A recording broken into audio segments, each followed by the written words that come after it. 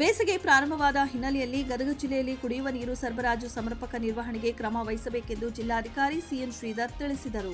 ನಗರದ ಜಿಲ್ಲಾಧಿಕಾರಿಗಳ ಕಚೇರಿ ಸಭಾಂಗಣದಲ್ಲಿ ಜರುಗಿದ ಜಿಲ್ಲಾ ವಿಪತ್ತು ನಿರ್ವಹಣಾ ಪ್ರಾಧಿಕಾರದ ಪ್ರಗತಿ ಪರಿಶೀಲನಾ ಸಭೆಯ ಅಧ್ಯಕ್ಷತೆ ವಹಿಸಿ ಮಾತನಾಡಿದ ಅವರು, ಜಿಲ್ಲೆಯಲ್ಲಿ ಕುಡಿಯುವ ನೀರು ಹಾಗೂ ಜಾನುವಾರು ಮೇವಿನ ಸ್ಥಿತಿಗತಿಯ ಸಮರ್ಪಕವಾಗಿ ಯಾವುದೇ ತೊಂದರೆಯಾಗದಂತೆ ನಿರ್ವಹಿಸಬೇಕು.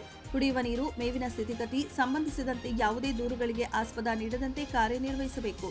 ಒಂದು ವೇಳೆ ನೀರಿನ ಸಮಸ್ಯೆಯು ಉದ್ಭವಿಸಿದರೆ ಮುಂಜಾಗ್ರತೆಯಾಗಿ ಖಾಸಗಿ ಬೋರ್ವೆಲ್ಗಳ ಮೂಲಕ ನೀರು ಸರಬರಾಜು ಮಾಡಲು ಅಂತಹ ಬೋರ್ವೆಲ್ಗಳ ಸುಸ್ಥಿತಿಯಲ್ಲಿವೆಯೋ ಹೇಗೆ ಎಂಬುದರ ಕುರಿತು ಪರಿಶೀಲಿಸಬೇಕಿದೆ ಎಂದರು. ರೋಣ ಮತ್ತು ನರಗುಂದ ತಾಲೂಕಿನ ಬಹುಗ್ರಾಮ ಕುಡಿಯುವ ನೀರಿನ ಕೆರೆಗಳಿಗೆ ನವಿಲು ತೀರ್ಥ ಜಲಾಶಯದಿಂದ ನೀರು ಬಿಡುಗಡೆ ಮಾಡುವ ಕುರಿತು ಚರ್ಚೆ ನಡೆಸಿದ ನಂತರ ಅನಗತ್ಯವಾಗಿ ನೀರು ಪೋಲಾಗದಂತೆ ಅದನ್ನು ಮರುಬಳಕೆ ಮಾಡುವ ಕುರಿತು ಯೋಚಿಸಿ ನೀರಿನ ಸಂಪನ್ಮೂಲಗಳ ಸಮರ್ಪಕ ಬಳಕೆಯಾಗುವಂತೆ ಕ್ರಮ ವಹಿಸಬೇಕು ಎಂದು ಜಿಲ್ಲಾಧಿಕಾರಿ ಸಿಎನ್ ಶ್ರೀಧರ್ ನಿರ್ದೇಶನ ನೀಡಿದರು.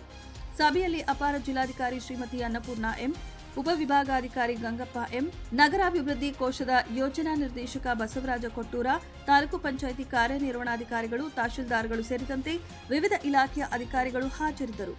ಉಡಚಪ್ಪ ತಿಗರಿ, 9 ಲೈವ್ ನ್ಯೂಸ್, ಗದಗ.